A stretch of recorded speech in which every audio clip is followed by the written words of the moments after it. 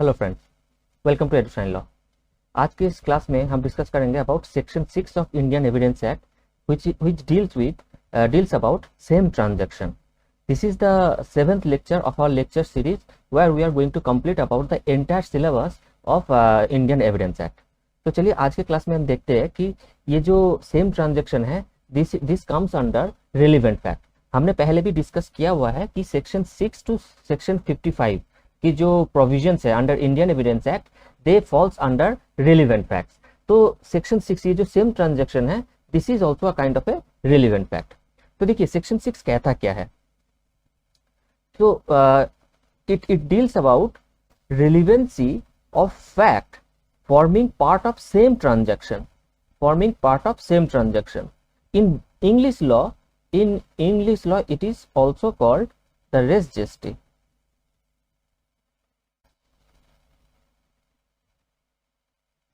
और इसके कॉन्सेप्ट को समझने के लिए स्टूडेंट को बहुत ही डिफिकल्टीज महसूस होती है। तो आज क्लास में हम देखेंगे पूरा एक डिटेल हम इसके कॉन्सेप्ट को हम समझेंगे।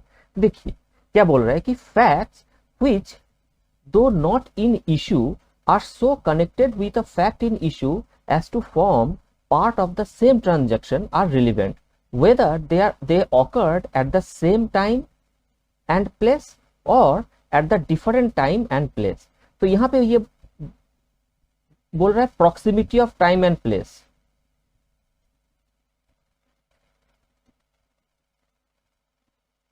proximity of time and place यहाँ पे बोल रहा है non proximity of time and place.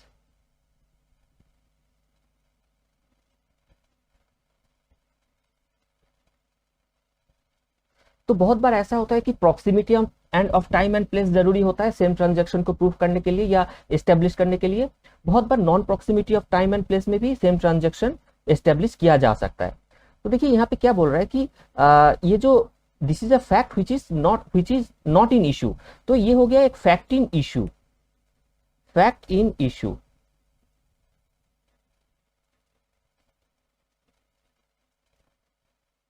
और फैक्ट इन इशू के साथ कनेक्टेड है दूसरा एक फैक्ट। तो ये जो कनेक्टेड फैक्ट है this is a relevant fact. अब सेक्शन 6 सिर्फ ये कहता है कि in such a manner it is in one such of manner the fact is connected. और वो किस मैनर पे वो कनेक्शन है कि वो that forms a part of the same transaction. अब देखिए सेम ट्रांजैक्शन एस्टेब्लिश करने के लिए जरूरी क्या है। what is exactly same transaction? It is the continuity of events। देखिए कभी भी कोई भी जब इंसिडेंट होता है, जब कोई भी एक इंसिडेंट होता है ना, तो उस इंसिडेंट के आगे और पीछे कुछ इंसिडेंट जरूर होता है, right. No incident takes place in isolation. तो बहुत बार ऐसा होता है कि उसके आगे पीछे ऐसे कोई इवेंट हुआ रहता है which is connected with the main fact in such a manner that it has taken place in a spontaneity। ठीक है ना। तो देखिए क्या बोल रहा है कि continuity of events wherein a series of events takes place in continuity with each other। okay, here it would depend upon the nature of transaction as to whether the transaction is limited only to one place and particular point of time or whether it may spread over a long duration and upon different places। ठीक है, वो तो case to case depend करता है, case to case very करता है कि proximity of time and place जरूरी है या नहीं सेम ट्रांजैक्शन को एस्टेब्लिश करने के लिए। लेकिन सेम ट्रांजैक्शन तो सिर्फ इतना कहता है कि it is the events are taking place in continuity. For example अगर ए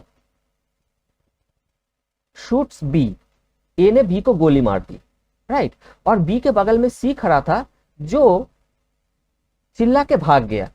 she shout and run away.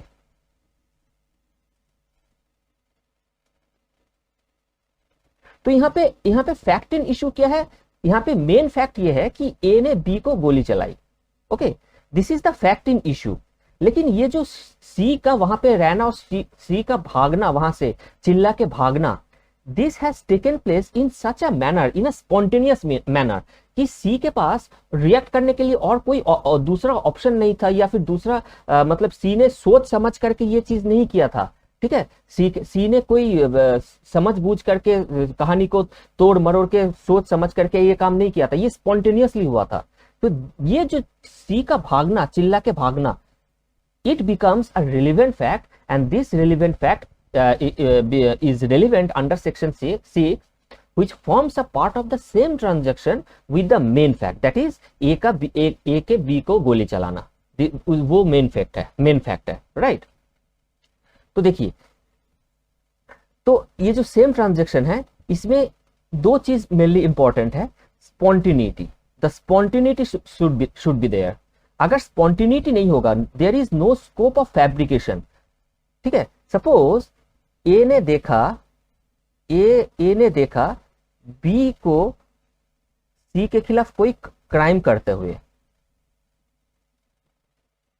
ए ने देखा बी को सी के खिलाफ कोई क्राइम करते हुए, ए तुरंत पुलिस स्टेशन में गया और एफआईआर लॉन्च करवाया, तुरंत पुलिस स्टेशन में गया और एफआईआर लॉन्च करवाया, एक इंफॉर्मेशन दी पुलिस को, तो that will become a part of same transaction, क्योंकि ए के पास, ए ने ये काम स्पॉन्टेनियसली किया था, राइट। लेकिन सपोज ए ने ये चीज देखा, लेकिन उसके बाद घर चले गए, फिर वहां पे आराम से 2 घंटा सोए, उसके बाद फिर पुलिस स्टेशन गया और फिर एफआईआर लॉन्च की, देन वहां पे एक इंटरवल आ जाता है which leaves a scope for fabrication, which leaves a scope for designation, which leaves a scope for concoction, कहानी बनाने का एक स्कोप मिल जाता है। तो अगर ये चीज हो जाता है, ये इंटरवल ऐसा एक आ जाता है जिसमें फैब्रिकेशन या डेजिग्नेशन करने का कोई स्कोप रह जाता है, तब जाकर के वो सेम ट्रांजैक्शन नहीं कहलाएगा। लेकिन अगर वो स्पॉन्टेनियसली हुआ है तब तो जाकर के वो सेम ट्रांजैक्शन कहलाएगा, right. And number 2 is in British law, in English law, it's a concept of res gesti. According to Taylor, res gesti means a fact, a transaction, and event which is so fairly connected with the main event, that it appears that the said fact has an automatic and natural connection with the main fact. This is most important. Automatic and natural connection, यही चीज समझाया जा रहा है कि यहाँ पे एक स्पॉन्टेनिटी होना पड़ेगा, स्पॉन्टेनियस होना पड़ेगा, वहां पे फैब्रिकेशन का कोई स्कोप नहीं है, राइट। अब देखिए एक एग्जांपल हम लेते हैं जिसमें एक जगह है जहां पे shooting takes place, A shot B with a loaded gun, तो यहाँ पे फैक्ट इन इशू क्या है, मेन फैक्ट क्या है, ए का बी को गोली चलाना, this is the fact in issue, this is the main fact. अब जब ये चीज हुआ, उसी के साथ साथ बहुत सारे और चीजें हुई, जैसे साउंड ऑफ गन शॉट बहुत दूर तक सुनाई दिया, सी एक बाईस्टैंडर था जो चिल्ला के भाग गया, डी एक आदमी वहां पे मौजूद था जो बेहोश होकर गिर गया, वहां पे बहुत सारा खून बह गया, चारों तरफ केओस फैल गया, जो विक्टिम है उसको तुरंत हॉस्पिटल लाया गया, जो विक्टिम है उन्होंने पानी मांगा, राइट। ये सारे जो इवेंट्स है, they all forms a part of same transaction, they will all be relevant under section 6 because those all this incidents is taking place spontaneously. लेकिन बाद में चल के विक्टिम की डेथ हुई, उसकी पोस्टमार्टम हुई,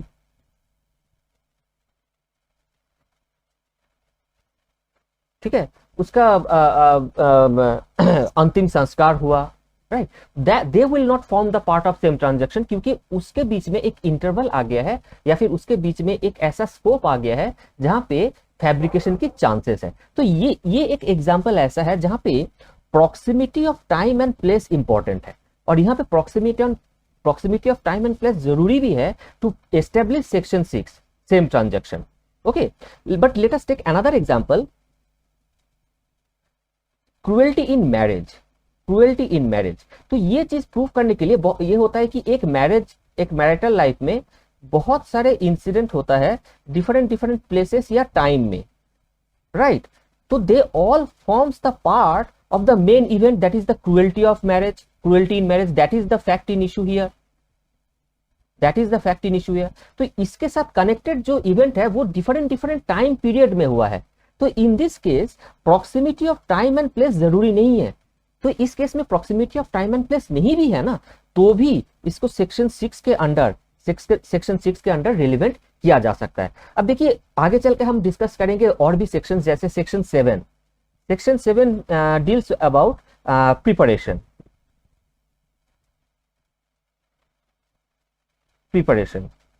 section 8 it deals about motive and conduct. तो कंडक्ट जो है आइदर सब्सिक्वेंट और उसके पहले, ठीक है ना।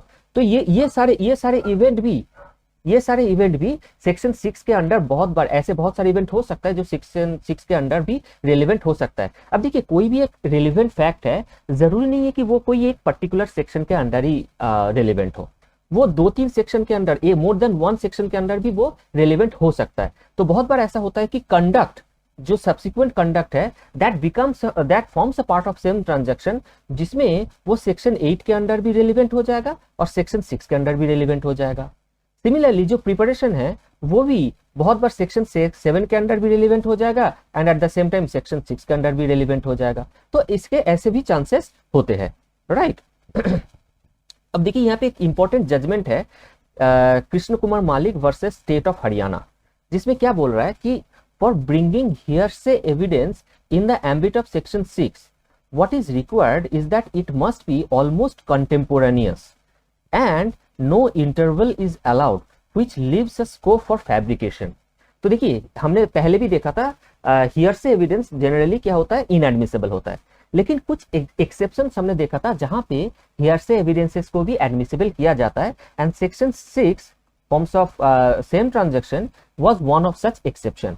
लेकिन अगर सेक्शन 6 में अगर उसको रिलेवेंट बनाना भी है ना, तो उस हेयरसे एविडेंस को भी कॉन्टेम्पोरेनियस, एकदम कॉन्टेम्पोरेनियस होना पड़ेगा, क्योंकि वहां पे अगर इंटरवल आ जाएगा तो वहां पे ही वो जो हेयरसे एविडेंस है उसको एडमिसिबल नहीं किया जाएगा, क्योंकि there will be a scope of fabrication, right. देखिए बहुत सारे इवेंट में, जैसे मैंने एक एग्जांपल पहले भी हमने डिस्कस किया था कि lodging of FIR can be relevant under section 6। अब यहाँ पे देखिए नॉर्मली क्या होता है, एफआईआर जो एफआईआर होता है, एफआईआर की कोई एविडेंशियरी वैल्यू नहीं होता है। एफआईआर की कोई सब्सटेंशियल एविडेंशियरी वैल्यू नहीं होता है। Now FIR can be important when the इंफॉर्मेंट will be examined and cross examined in the court of law, तब जाकर के under section 145 of Indian evidence act उसको कॉरोबोरेट किया जा सकता है, राइट। वरना तो एफआईआर के कोई एविडेंशियरी वैल्यू नहीं होता है। लेकिन ये जो the incident of lodging the FIR, यहाँ पे कंटेंट ऑफ द एफआईआर की बात नहीं किया जा रहा है, यहाँ पे the fact of lodging FIR can become relevant under section 6। अगर वो एफआईआर बहुत ही मतलब कि without any concoction, without any fabrication, spontaneously launch किया गया हो। अब सेक्शन 154 ऑफ सीआरपीसी जब पढ़ोगे तो वहां पे एक चीज तुम लोगों को पढ़ना पड़ेगा कि डिले इन लॉजिंग एफआईआर। तो देखिए डिले इन लॉजिंग एफआईआर एक बहुत ही इंपॉर्टेंट इश्यू है, जो जिसमें यह कहा गया है कि जब भी एफआईआर लॉन्च करने में डिले रहता है, राइट, तब भी वो that cast a serious doubt in the mind of court. इसीलिए एफआईआर हमेशा लॉन्च मतलब कि जितना जल्दी हो सके एफआईआर लॉन्च होना चाहिए, राइट। एफआईआर लॉन्च करने का कोई एग्जैक्ट टाइम पीरियड तो हमारे लॉ में नहीं दिया हुआ है, लेकिन delay in lodging FIR always weakens the case, the prosecution case, क्योंकि वहां पे ही एक बहुत बड़ा सीरियस डाउट क्रिएट हो जाता है, क्योंकि the lodging of FIR is relevant under section 6, और वहां पे अगर डिले हो जाता है तो वहां पे भी वो जो रिलेवेंसी है अंडर सेक्शन 6 वो वीक पड़ जाता है, right. Another example, dying declaration. Dying declaration can also be relevant under section 6. A person was hurt, जिसको गोली लगी है, ठीक है, the person was hurt, ठीक है, और वो किसी को अपने डाइंग डिक्लेरेशन देता है, राइट। तो उसका जो उसी टाइम पे हर्ट होना और उसी टाइम पे ये डाइंग डिक्लेरेशन देना, this forms a part of the same transaction under section 6। तो वहां पे डाइंग डिक्लेरेशन तो अंडर सेक्शन 32(1) रेलिवेंट हो जाता है, तो that dying declaration becomes relevant under 2 section, section 32 clause 1 and under section 6, क्योंकि वो अंडर सेम ट्रांजैक्शन हुआ है, राइट। अब देखिए एक और एग्जांपल लेते हैं। A is stabbed by B, right. अब बी किसी तरह से सर्वाइव कर गया, किसी तरह से भागा और सरवाइव कर गया। और फिर पुलिस को खबर दिया, एम्बुलेंस को खबर दिया। जो एम्बुलेंस है, that ambulance arrives after 45 minutes, 45 minute बाद जब पहुंचता है, ये एम्बुलेंस के जो लोग हैं, जो डॉक्टर है, उनको जो कहानी हुआ है, जो भी चीजें हुई है कि उसको बी ने चाकू मारा है, ये चीज वो बी को ए को बताता है, राइट।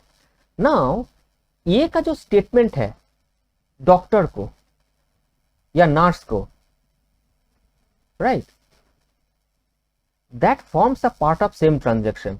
अब यहाँ पे सवाल ये आता है कि यहाँ पे तो 45 मिनट्स की एक इंटरवल है जिस टाइम पीरियड में वो एक कहानी बना सकता था, राइट। लेकिन यहाँ पे कोर्ट का व्यू ये है कि जब कोई हर्ट है, इस तरीके से इंजर्ड है, जिसको चाकू मारा गया है, वो उस टाइम पे कहानी बनाने के बारे में सोच नहीं सकता। दिस इज वेरी अनलाइकली कि वो उस टाइम पे कोई कहानी बनाए। तो 45 मिनट्स बाद बताने के बाद भी उसका जो स्टेटमेंट है, that forms a part of same transaction and that will be relevant under section 6 of Indian Evidence Act. Okay, so this is all for this video. In the next video we are going to discuss in detail about section 7 and 8. Section 7 is about preparation and section 8 is about motive and conduct. Thank you.